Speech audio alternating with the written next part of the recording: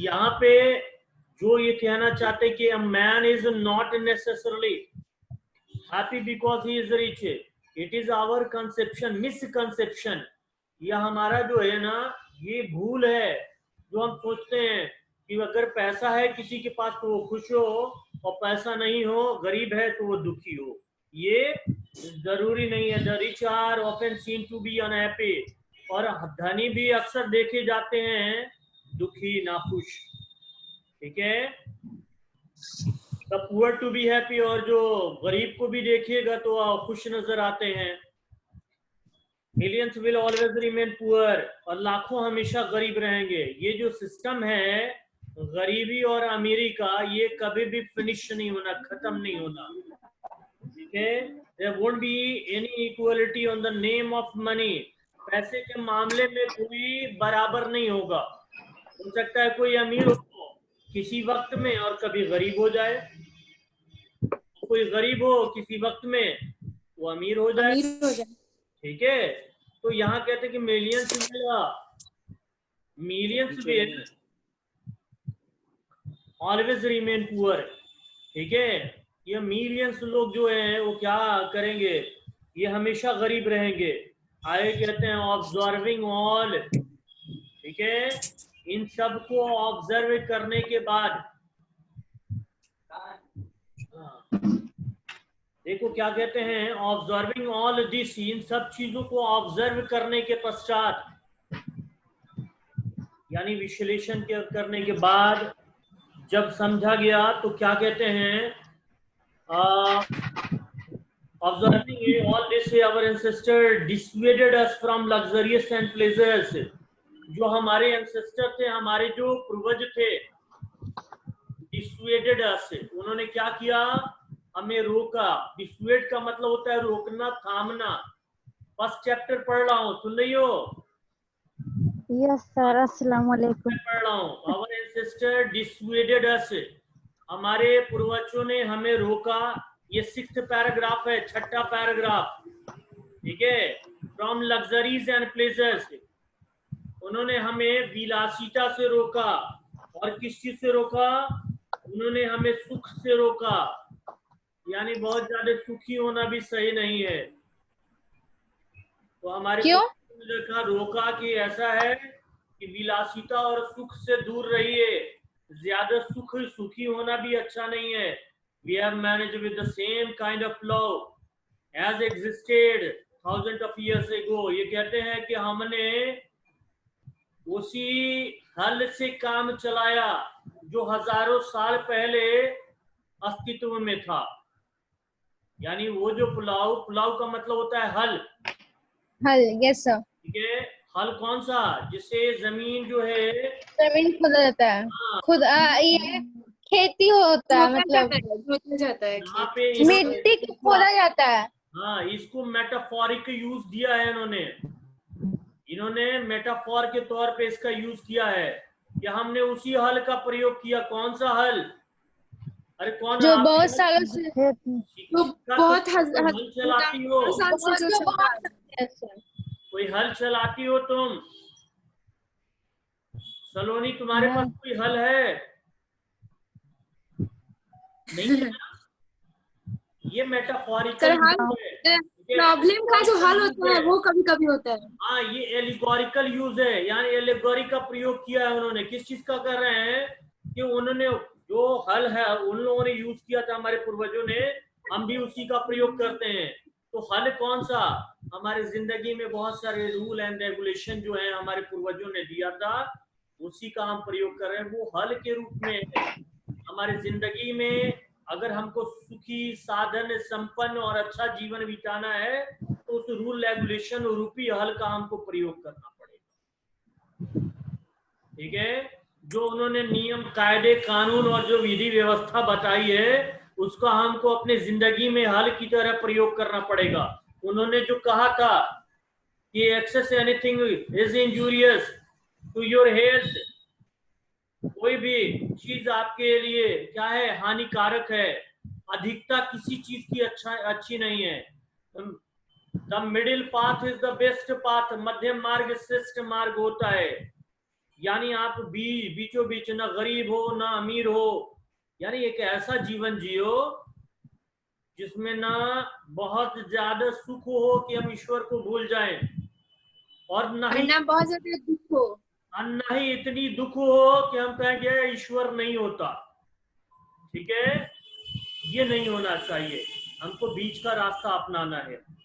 तो ये कहते हैं we have retain the same kind of cottage that we had in former times and our indigenous education remains the same as before.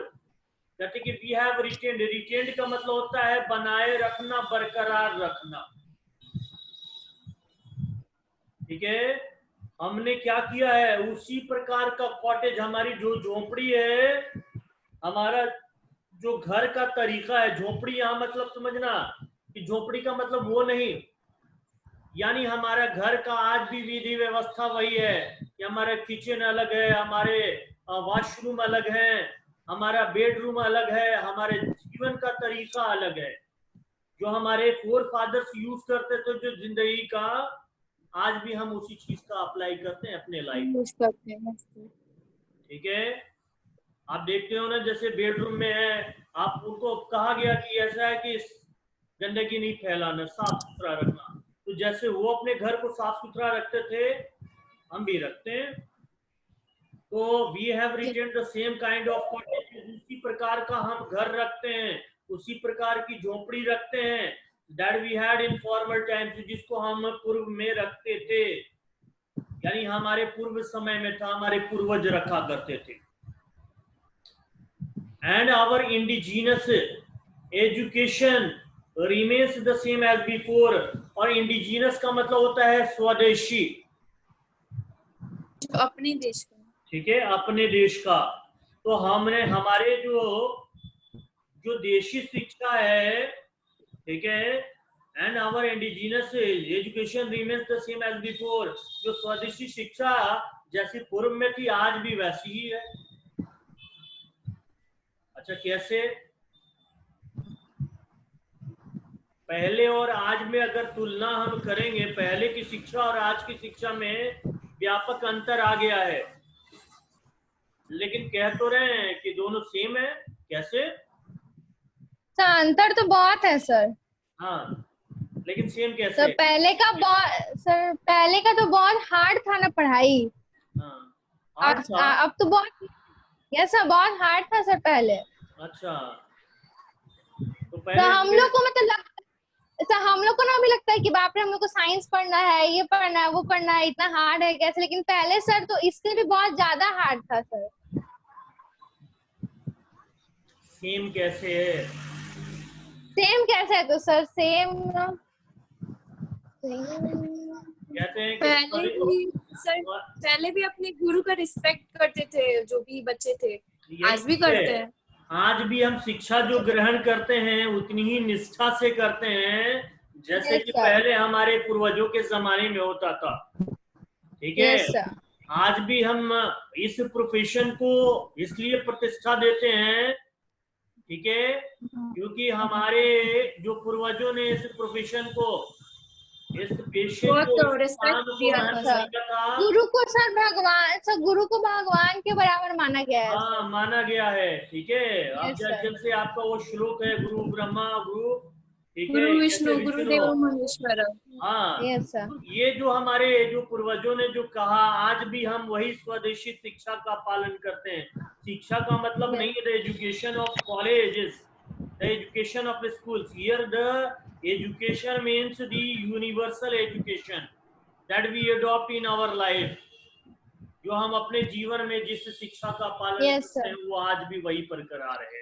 Moral values भी होता है sir. हाँ, moral, नैतिक जो, ठीक है, वैल्यूज यानी मूल्य हैं, आज भी उन्हीं इसी मूल्य को। क्या शिक्षा बदल गया हम लोगों का? पहले कहते थे कि सत्य बोलना चाहिए, आज कहीं सिखाया जाता है कि झूठ बोलो। अभी भी वही है, आज भी वही है। ठीक है, पहले भी कहा जाता था कि किसी को नुकसान न पहुंचाओ। ठीक है, मनुष्य की हत्या, हाँ, मनुष्य की हत्या सबसे बड़ा पाप है। तो आज भी वही सिखाया जाता है, आज भी उसमें बदलाव नहीं हो गया। कहीं आज बताते हैं कि नहीं आज 2-4 की हत्या कर दो बहुत पुण्य मिलेगा, नहीं है, ठीक है। आगे देखो ये देता है we have had system of life Vedic competition, we have had no system of life, हमारे पास, ठीक है, जीवन को धीरे धीरे प्रतिस्पर्धा में खुरच कर समाप्त करने का कोई शिक्षा पद्धति नहीं था, ठीक है। हमारे पास कोई ऐसी प्रणाली नहीं थी कि हम अपने देश अपने जीवन को प्रतिस्पर्धा में बर्बाद कर दें, ठीक है। पहले भी हमारे यहाँ जो एक स्लोगन था संतोषम परम सुखम, ठीक है, हम सेटिस्फाइड होते थे। आज भी जब रिजल्ट आता है तो माता पिता कहते हैं चलो कोई बात नहीं, 96% आया है ना, कोई बात नहीं, बहुत अच्छा आया है, आगे और इससे अच्छा आएगा, संतोष रखो, ठीक है। आज भी वही सारी चीजें हैं, तो हमें अपने लेकिन आप तो सर ज्यादातर लोग तो कहते हैं ना सर कम आता है तो अरे शर्मा जी के बेटे को देखो, वर्मा जी के बेटे को देखो। नहीं, ये कौन कहते हैं, ये कौन कोई कहता कहता है? जिनको अपने बच्चों पे भरोसा नहीं है और जिनको अपने बच्चों पे भरोसा है वो कभी ऐसा नहीं कहते। वो क्या कहते हैं कि देखो तुमने किया, अच्छा किया, परिणाम जो है इसके बाद और अच्छा आएगा, क्योंकि that cannot be returned, the result cannot be improved, ठीक है, the time cannot be changed, समय को बदला नहीं जा सकता, रिजल्ट को बदला नहीं जा सकता। Now there is only one way to boost up the students that you will get the maximum marks in next examination, अगला जो एग्जाम आएगा उसमें ज्यादा आप पाएंगे, तो दिस इज द वे।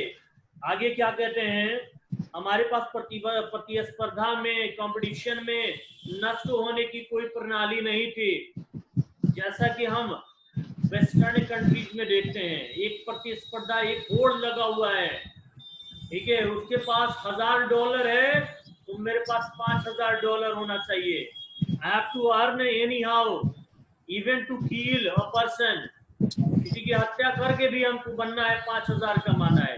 हमारे यहाँ ऐसा कोई सिस्टम नहीं, ठीक है। क्या सिस्टम था, जो राजा है वो भी आता था तो शिक्षक के पैरों में, अपने गुरु के पैर में बैठ जाता था, हालांकि वो कैसे जो ऋषि मुनि होते थे, जितना भी राजा लोग था वो लोग भी उनका बहुत रेस्पेक्ट करता था, भले वो लोग के पास इतना दौलत नहीं था लेकिन उन लोग के पास ज्ञान था जिसके कारण से वो लोग उनका मतलब रिस्पेक्ट। तो ये हमारे यहाँ ऐसा सिस्टम नहीं था प्रतिस्पर्धा का, नहीं तो गुरु कहते हैं नहीं हम राजा को मार करके हम भी बन जाएंगे, ऐसा कुछ नहीं सिस्टम था, उनका काम उनको था, इनका काम इनको था, ठीक है।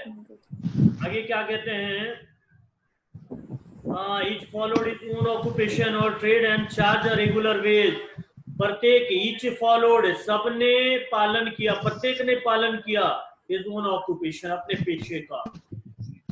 कोई अगर स्किन का काम करने वाला है, जूते बनाने वाला है वो करता है, कपड़े बनाने वाला कोई और था, सब अपने अपने पेशे का पालन करते थे, और ट्रेड और व्यापार का and charge a regular wage, और क्या करते थे, एक रेगुलर वेज लेते थे, यानी मजदूरी, नियमित मजदूरी लेते थे। आज चले जाइएगा डॉक्टर साहब के पास तो डॉक्टर साहब देखेंगे अच्छा इमरजेंसी है तो ऐसे तो 300 रुपया फीस लेते हैं, अब आपको 1000 रुपया देना पड़ेगा, ठीक है, इमरजेंसी का, ठीक है। इमरजेंसी में ऑपरेशन करना है, जिसका 10,000 में ऑपरेशन होता है, कहेंगे 5 लाख दोगे तो ऑपरेट करेंगे। तो ये रेगुलर वेज नहीं हुआ, रेगुलर वेजेस नहीं है, ये मजदूरी नहीं है। आगे कहते it was not that we did not know how to invent machinery, आगे कहते हैं कि ये ऐसा नहीं था, इट वाज नॉट दैट, ऐसा नहीं था, we did not know how to invent machinery, कि कैसे मशीन का आविष्कार किया जाए, ऐसा नहीं था कि हम नहीं जानते थे, but our forefathers knew that, मगर हमारे पूर्वज जानते थे, if we set our hearts, अगर हमने अपने हृदय को इसके पीछे लगाया, या अपने इन आविष्कारों के पीछे, ठीक है, इन चीजों के पीछे अपने दिल को हमने लगाया, we would become और हम क्या हो जाएंगे, गुलाम बन जाएंगे, and lose our moral fiber। और जो हमारे जो नैतिक बुनावट है, जो हमारी नैतिक यानी नीति पे आधारित जो बुनावट है, वो हम खो बैठेंगे। क्या करेंगे, खत्म हो जाएगा। हमने जो मोरल वैल्यूज अब एडॉप्ट कर रखा, वो सारे हमारे मोरल वैल्यूज की जो सिस्टम है वो नष्ट हो जाएंगे। आज देखो मशीनरी का क्या है, आज हम लोग मशीनरी के पीछे भाग रहे हैं। We are just running behind machineries. By the way, थोड़ी देर के लिए देखो आज का क्लास, थोड़ी देर के लिए नेटवर्क पूरी तरह से गायब हो जाए तो हम क्या हो जाएंगे, मजबूर हो जाएंगे, आज का क्लास रोकना पड़ेगा ना। यस सर, रोकना पड़ेगा ना, क्योंकि जब कनेक्शन नहीं रहेगा, क्योंकि हम मशीनरी के स्लेव हुए जा रहे हैं। और अगर बाय द वे थोड़ी देर के लिए आप मेरे पास बैठे होते, पढ़ रहे होते, इधर से तूफान आया, बारिश हो रही है, फिर भी हम पढ़ाते आपको। लेकिन ये मशीनरी का जानते थे कि मशीनरी की जो है पीछे हम भागेंगे तो उनके गुलाम बनेंगे। आगे कहते हैं, they therefore after due deliberation decided that we should only do what we could with our hands। they therefore, इस तरह से उन लोगों ने after due deliberation, डेलिबरेशन का मतलब है विचार विमर्श करना, बहुत सोचना समझना, ठीक है। तो उन्होंने ड्यू डेलिबरेशन डिसाइडेड, उन्होंने निर्णय किया विचार विमर्श के बाद, that we should only do what we could with our hands। हम वही काम करेंगे जो अपने हाथों से करते, हमको मशीन नहीं चाहिए। किसने कहा, हमारे फोर फादर, गांधी जी, हमारे पूर्वज। फादर। नहीं तो हम मशीन के गुलाम हो जाएंगे, ठीक है। इसलिए हम लोग के लिए हाँ, उन्होंने कहा कि हमें अपने हाथों से सारा काम करना है। आज देखो घर की हालत क्या हो गई है, लाइट नहीं है, कट गई है, कपड़े गंदे हमारे पड़े हुए हैं, वॉशिंग मशीन नहीं चल सकता है, कपड़े गंदे रहेंगे हमारे आज, ठीक है। हमारे फोर फादर्स क्या करते थे, अपने कपड़े उसी दिन उसी समय धो लेते थे, ठीक है। सुन रहे हो आप लोग? Yes sir. ठीक है, तो हम मशीनरी के गुलाम हुए कि नहीं हुए? यस सर, है ना? हुए सर। देखो, यस सर। अब जैसे हमारे यहाँ खाना बनने वाला है, ठीक है, तो हमारे पास मिक्सी है जिसपे हम मसाले को पीस लेते हैं। लाइट नहीं है, कोई दूसरी फैसिलिटी नहीं है, अब खाने को थोड़ी देर के लिए टालना पड़ेगा, जब तक लाइट नहीं आएगी तब तक खाना नहीं बनेगा। और हमारे आज भी गाँव में और बहुत सारे घर में सील और बट्टा है, तो क्या करते हैं, उसी पे मसाला पीस लेते हैं। हमारी बात समझ में ना? हम लोग के घर पे है सर। हाँ, यस सर, के भी घर पे वही यूज होता है, मिक्सी बहुत कम यूज। इससे पता है, देखो हेल्थ भी आपकी बनी रहेगी और खाना भी आपका स्वादिष्ट रहेगा। हमारे फोर फादर्स जानते थे, they knew very well how to invent machineries, but they didn't try because they didn't want to be slaves of those machineries। वो नहीं चाहते थे कि हम इसके गुलाम बने, ठीक है। अब देखो आटा चक्की पे आज हम चले जाएंगे तो जाकर के हमको गेहूं पिसाना पड़ता है। अब पहले घर घर में जाता हुआ करता था, आज कितने लोगों के पास है? कॉलोनी तुम्हारे यहाँ है जाता? सर गांव में है सर। गांव में है सर, कोई नहीं चलाता है।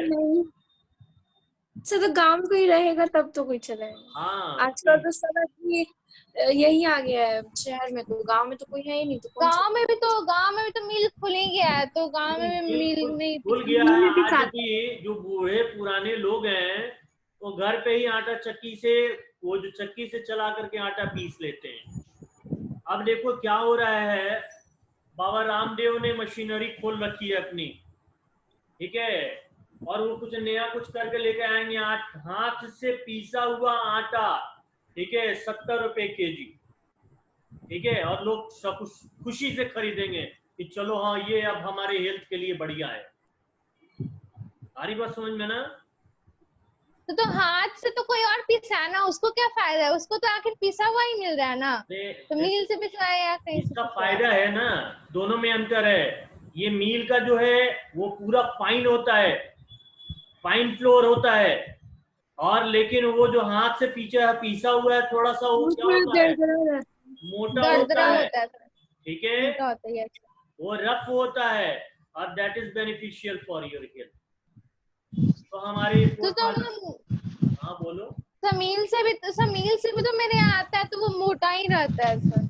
मोटा नहीं रहता है, नहीं पता है आजकल क्या सर, मील में भी जो पिसाते हैं ना, तो उसमें आटा के साथ जो चोकर होता है जो हेल्थ के लिए अच्छा होता है वो रह जाता है। लेकिन जब कोई मतलब रोटी बनाने के लिए आटा जब सानता है लोग, तो उसको छान देता है, चोकर अलग हटा देता है लोग, उसको फेंक देता है लोग, हाँ, और जो मतलब फाइन आटा है जो वो यूज पता करते है हैं। वो जबकि रफेज सबसे बेनिफिशियल होता है, दैट इज जबकि चोकर ही सब हेल्थ के लिए अच्छा होता है, बहुत लेकिन अच्छी वो नहीं चीज खाता होती है। है। देखो गेहूं के ऊपर का जो तुम्हें जो जो समझो कि जो प्रोटेक्टिव पार्ट होता है, जो गेहूं को प्रोटेक्ट करता है, that yes is sir, yes sir. Very that is very beneficial for your health. वो जो होता है ना लेयर, आउटर लेयर, वो फायदेमंद होता है, वही चोकर के रूप में लोग निकाल लेते हैं, ठीक है। अब देखो आगे क्या कहते हैं, they saw that our real happiness and health consisted in proper use of our hands and feet। उन्होंने देखा that our real happiness, हमारी जो वास्तविक खुशी है, and health और स्वास्थ्य,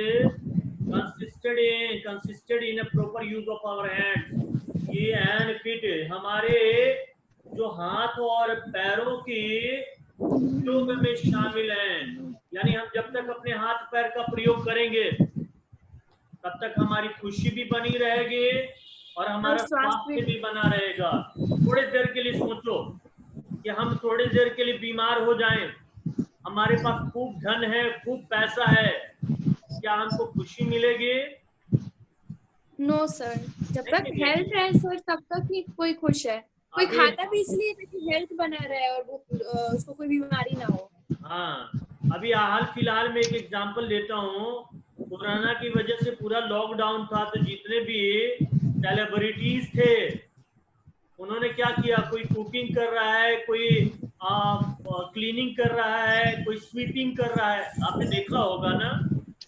यस सर, न्यूज पे दिखा रहा था कि सारे एक्टर्स अपने वीडियोस पोस्ट कर रहे हैं। हाँ, कुछ ना कुछ वो जो है ट्विटर पे, कोई इंस्टा पे, कोई फेसबुक पे, ठीक है, ये सारी चीजें। अच्छा, करना क्या दिखाना चाहते हैं? देखो होता क्या है, लॉकडाउन है, they can not go to gymnasium, तो दे वो वांटेड टू कीप देमसेल्फ कोई फिट। काम करके ही फिट रहना चाह रहे हैं। हाँ, मतलब they wanted to keep themselves fit, that's why they were doing such type of work से। वो जानते हैं अब हम लोग क्या है, हम लोग खाते हैं, पीते हैं, सोते हैं, अपना काम करते हैं, but we don't do regular exercise। होना क्या चाहिए, हम अगर ये चक्की चलाते, कुछ और भी ऐसे वैसे काम करते जैसे हमारे फोर फादर्स करते थे, तो हम भी स्वस्थ रहते। पहले वो 100 साल है, 125 साल, 150 साल जीते थे, हम लोग 50 का आंकड़ा पूरा करते करते जो है बाउंड्री पार चले जाते हैं, पेवेलियन चले जाते हैं। यस सर, है ना? देखो नेक्स्ट पैसेज Yes. में क्या कहते हैं, देख further reason that large cities were snare, word है स्नेयर। स्नेयर का मतलब होता है फंदा, ठीक है, हाँ ट्रैप, Yes. ठीक है, ट्रैप का मतलब होता है फंदा। ये क्या कहते हैं, दे फर्दर रीजन, उन्होंने आगे तर्क दिया that large cities were snare, जो बड़े बड़े जो सिटीज हैं वहां पे क्या है, फंदा है, ट्रैप्स हैं, ठीक है, and useless encumbrance and that people would not happy in them, और वहां पे क्या है, बेकार की बाधाएं हैं, ठीक है, लोग ऐसे शहरों में खुश नहीं रह सकते। शहरों में आप चले जाएंगे, शहरों की जिंदगी जो है पूरी तरह से है विदाउट हैप्पीनेस। दे आर पूरी जस्ट लाइफ है लिविंग सर, आउट, बस बट दे आर रियली बस नॉट काम हैप्पी। करते ठीक है, हैं। वास्तविक खुशी नहीं है। They go to their work and return from there, they just living anyhow their own life, किसी तरह वो अपनी जिंदगी को चला रहे हैं, जी रहे हैं। सर इसलिए तो बोलते हैं कि कोई भी शहर जाता है कमाने के लिए, कोई ये नहीं बोलता है कि रहने के लिए गया या फिर जिंदगी जीने के लिए। कोई भी शहर कमाने के लिए नहीं जाता। कमाने के लिए जा रहे हैं तो आप ये बताओ किस लिए कमाना? 50-60 साल तक आपने 50 साल कमाया। देखो तुम्हारी एज मैं बताता हूँ, 20+ के में जाकर के तुम्हें कोई अगर जॉब मिल जाती है, 20-25 जो भी हो इसके आसपास में जॉब मिल जाए, तो 25 साल की उम्र में आपको 10 साल 15 साल आपको कमाने में लगेगा। ठीक है, 35-40 के बाद आपको क्या हो जाएगा, वो एक ऐसा स्टेज आएगा कि so many problems will be there in your life, related to your own family life, related to your health, आपके जीवन से, आपके स्वास्थ्य से प्राप्त जो है वो रिलेटेड जो है प्रॉब्लम शुरू हो जाएगी। हमारे फोर फादर्स क्या करते थे? They were living happily because they had to do each and everything by their hand and फिर their use, they were enjoying their life, doing their own work, अपने काम को करते हुए सर वो अपने लोग जीवन को एंजॉय कर सर रहे जो हैं। हम लोग के फोर फादर्स थे सर, वो बस उनका खुद का खेत होता था सर। वो जितना ज्यादातर लोग तो खुद से ही खेती करते थे, सब्जी मसाला गेहूं धान वो सब खुद से सारा खेती करते थे, तो अच्छे से और ज्यादा अमाउंट में ही प्रोड्यूस होता था, तो वो रख भी लेते थे और कुछ बेच भी देते थे मार्केट में, तो इसका देखो कितना पैसा फायदा भी आ होता जाता था। था जब सर। देखो और एक उनका मिनट, मैंने जब वो उन्होंने यस अनाज सर लगाया अपने खेत में और जब ये ग्रो हो गया, ठीक है, तो देख के खुश होते थे। यस सर ठीक है, जब उन्होंने अपने खेत को काटा और फसल थोड़ा ज्यादा हुआ, तो पूरे गांव में जो है क्या करते थे, नाचते थे, गाते थे, उत्सव होता था। ठीक है, यस सर आज हम क्या कर रहे हैं, पाइलअप पे पाइलअप किए जा रहे हैं करेंसीज को, but there is no real happiness in our life. बस हमारे अकाउंट में पैसा बढ़ता रह रहा है, लाइफ में कोई हैप्पीनेस यस सर नहीं है, कोई नहीं है। प्लेजर नहीं है। आगे देखो यही यस कहते सर हैं, a further reason is that large cities were austere and a useless encumbrance, and that people would not be happy in them, that there would be gangs of thieves, कि वहां पे क्या होगा, चोरों का पूरा क्या होगा, चोर और गैंग होगा। गैंग होगा, और क्या होगा, prostitution and vice flourishing in them, और उसमें वेश्यावृत्ति और बुराइयां पनपेंगी, फैलेंगी, and that poor man would be robbed by rich man, तो गरीब आदमी जो होंगे वो अमीरों के द्वारा लूट लिए जाएंगे। ठीक है, अब जैसे मान लेते हैं थोड़ी देर के लिए एक एग्जांपल, शिखा मेरे यहाँ आई, मैं शहर का रहने वाला, शिखा गांव की। ठीक है, मैंने कहा शिखा तुम तो बहुत कुछ जानती हो, ठीक है, ऐसा करो आज मेरे घर में जो है ना, तुम कुछ ऐसा काम करके दिखाओ, ठीक है, यस सर मुझे लगे कि तुम में कुछ काम करने की एबिलिटी है।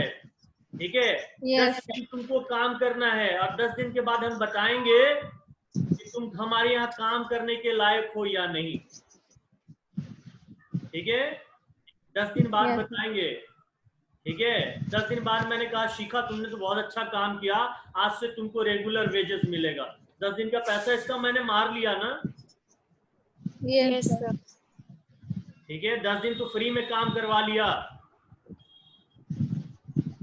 ठीक है, तो ये सारी चीजें हैं, जो गरीब हैं उनको अमीर लोग शहरों में लूट लेंगे, ये प्रवृत्ति आज भी बनी हुई है।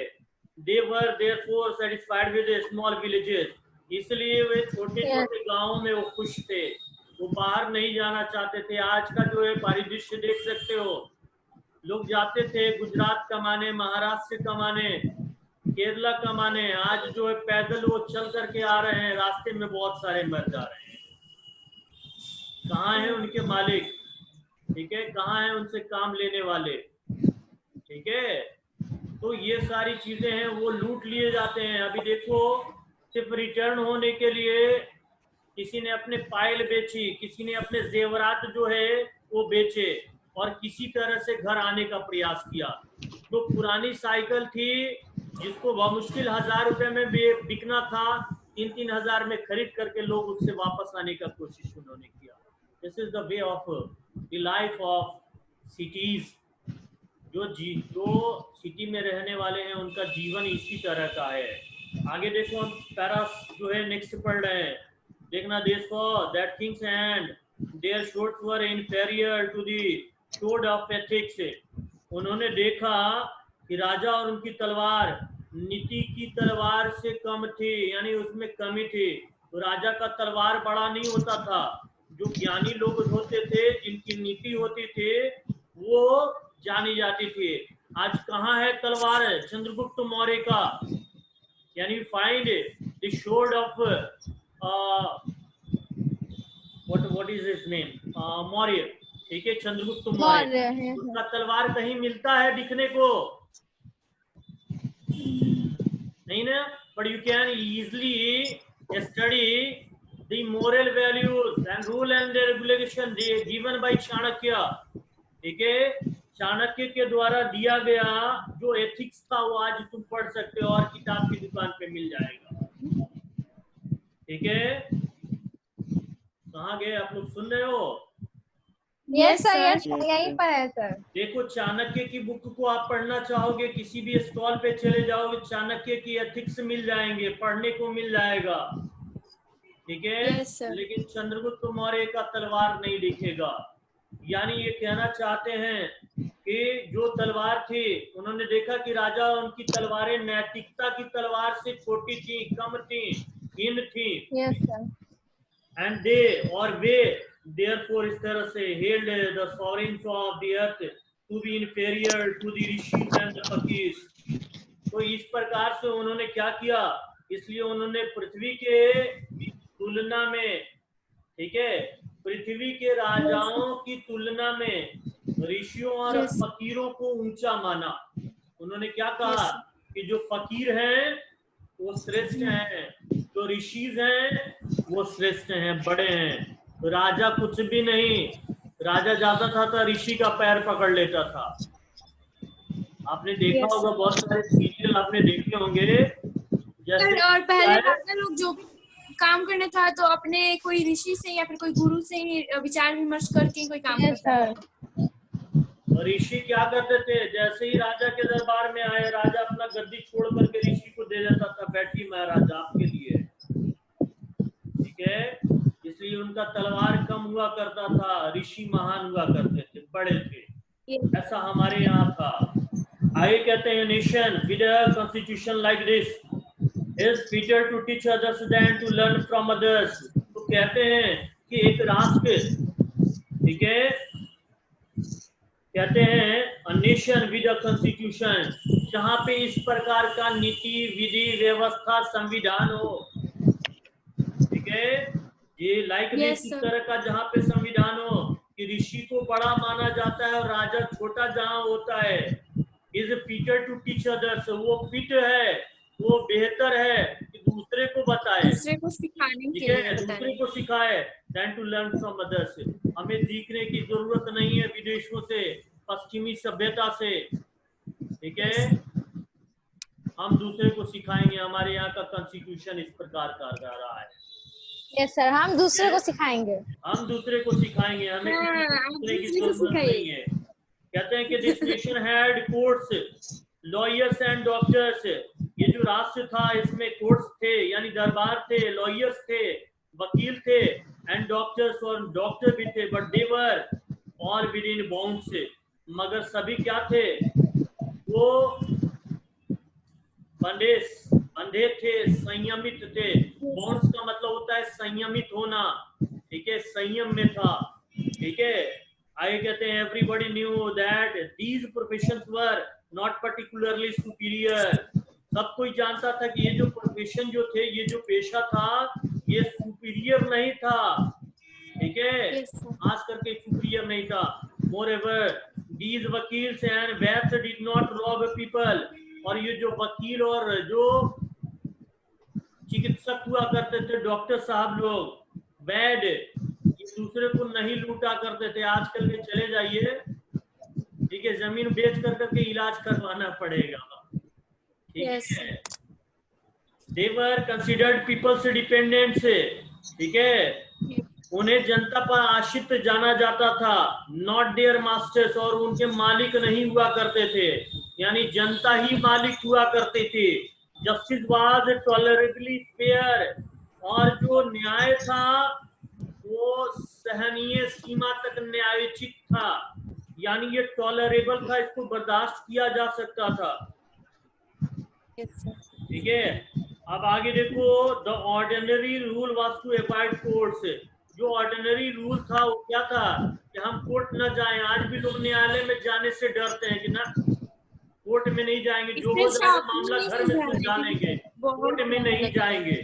दे वर नो डाउट्स टू लर पीपल इनटू देम, ठीक है, उनके पास जो है कोई डाउट्स नहीं होता था। बट देखो डाउट्स का मतलब क्या है तुम्हारे पास,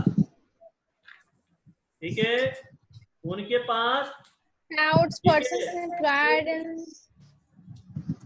यहाँ सर वकील हो सकता है उसका मतलब, डाउट्स का मतलब यानी